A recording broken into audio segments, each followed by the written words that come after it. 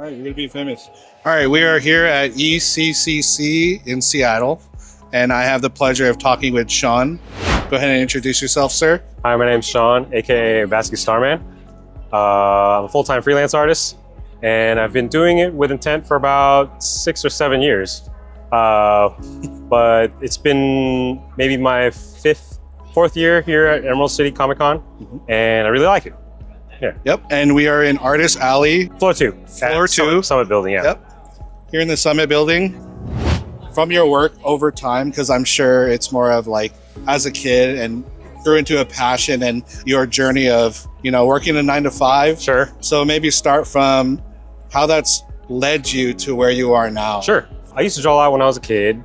I ended up getting into graphic design. I went to school for graphic design, and I did that and marketing for about 12 years. And then after like about 6 years ago, I quit, sold everything, and I moved to Mexico. And then when I was there, I started drawing again. And I remember how fun it is to draw, because while I was doing graphic design, I stopped drawing. Yeah. So after that was reignited, I decided I'm going to continue doing that. And so I just practice. And I think my first convention was in 2019, end of 2019. Wow. And what prompted that, by the way? I'm just curious. It was actually TwitchCon. So I streamed my art live on Twitch. But yeah, Batsky Starman on Twitch. So I was accepted into TwitchCon, and that was at the end of 2019. Yeah. But of course, 2020 happened. So after I did that convention, I was like, you know what, this is great. I really want to try to go for this full time, perhaps. But that happened, and so I just hunkered down and started, just working on my art and training. So after I moved up here to Seattle, 5 years ago, I started doing local conventions. But then just last year is the first year I started traveling all over the country. Cool. Showing the art everywhere. And so, but this is the first convention of the year. And so.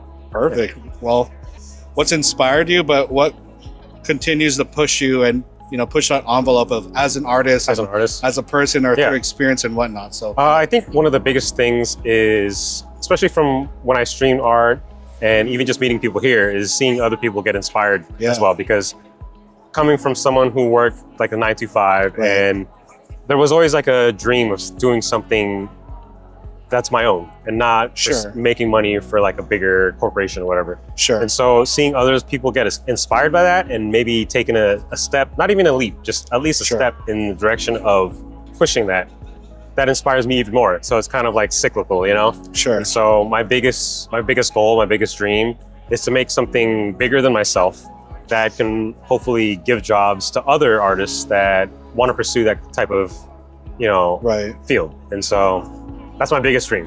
So yeah, and that's why I'm starting off with my own stories. Once that starts, then I can start gaining momentum from there. And then hopefully, like I said, something bigger than myself. Because, you see like anime or like manga and stuff like that people read, and they do like fan art and they're like, oh my God, I wish I can have my own characters like that. Right. That's the kind of stuff that inspires me, especially when I was young. Yeah. It's like, dang, I wish, it'd be so cool to have my own, create my own worlds and stuff like that. And so that's what I'm doing now. And so I can't help but think of, and it doesn't have to necessarily be one moment. Yeah. But I'm just curious, like, when did that switch come off where, you finally realized, like, again, we had a pretty deep conversation yesterday. We literally just met each other like 24 hours ago, right? But it is one of those connections that you have with somebody where you resonate with somebody's story, where it's literally like there's a moment where, as in like for me, it just happened to be I lost my job. So I took a chance on myself. As for you, like, what was that moment? I think I can make something out of this. Sure. I mean, the reason why I moved to Mexico was I actually visited that area. And my intent was to start my own graphic design business out there, because I was able to do everything on my own as far as like marketing, creating websites, logos, branding, all that. The area that I went to, there was big corporations coming in, like juicing up all like the resorts, but all these small businesses were just falling to the wayside. So I was like, my plan and goal was to go in there and create for them and provide for them. Once I started getting in touch with my own drawing and my own art, I had the choice when I came back to the States. Okay. To either get back into graphic design or continue to pursue my art. Okay. And so I decided to pursue my art. I did a bunch of like local art shows and all that. But then I started. How big were these shows? I think people are under the assumption that you just have to start big, but right. I think they realize like even the smallest steps is a big step. Very true. Yeah.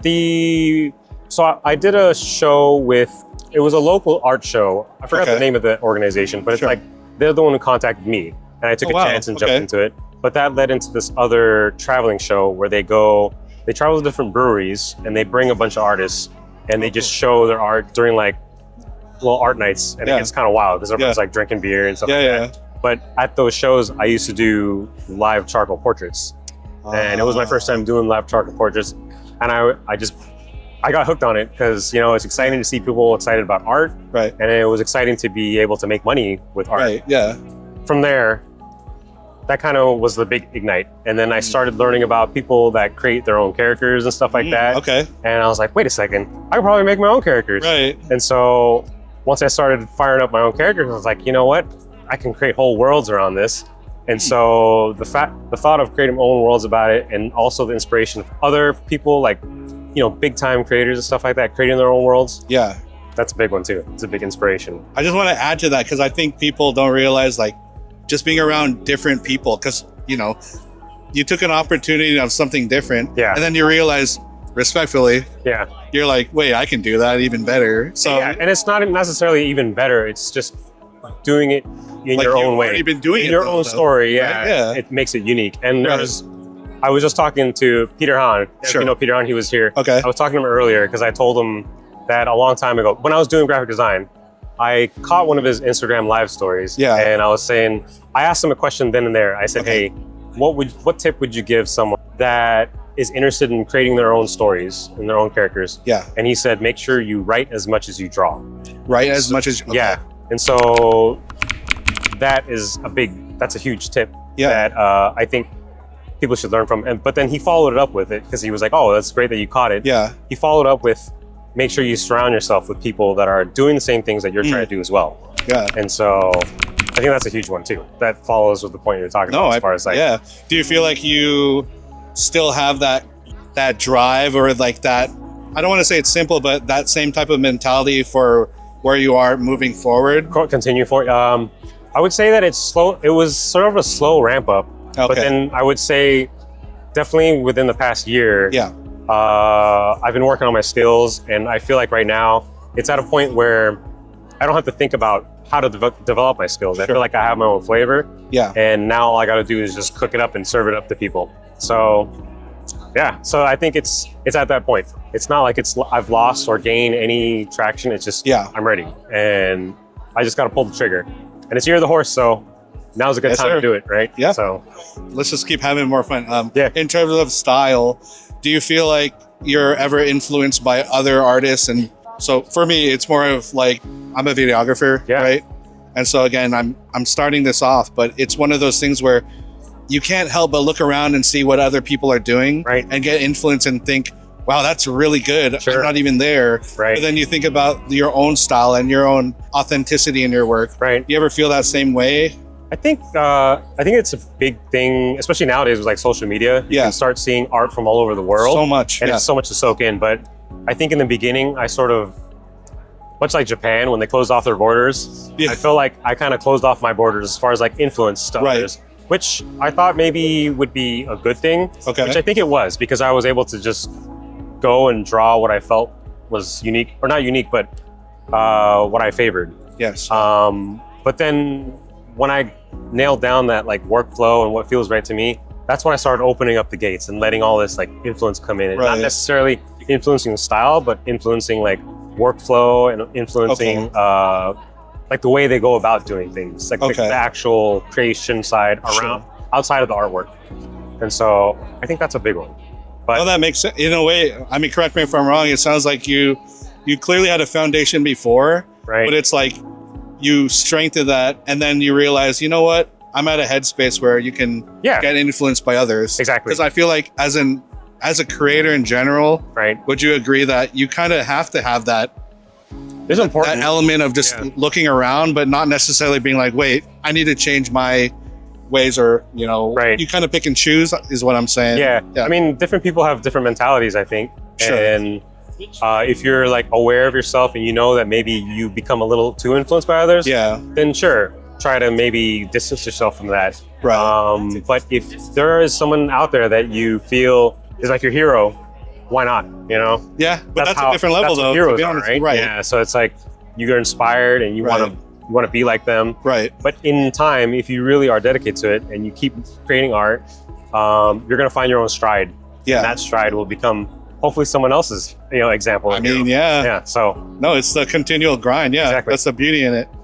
We're deep in the questions. Yeah. I'm gonna go same area. Yeah. Being where you are now, what's one piece of advice you would give either yourself or somebody who is at a point where they're literally at the cusp of, do I take a chance on myself? Do I try something that I never gave myself a shot at? Yeah. What's your piece of advice for that? Or it can be even your younger self. Sure. I think advice for anyone, like young or old, is why not? That's like the big question, is why not? Yeah, life is short. You said that yesterday. Exactly. And I don't know, I was also talking to Peter about this just earlier today, about how there's so many people that are in their like corporate jobs or whatever. Yes. And it's personal friends that I know that like, I wish I can just pursue my art.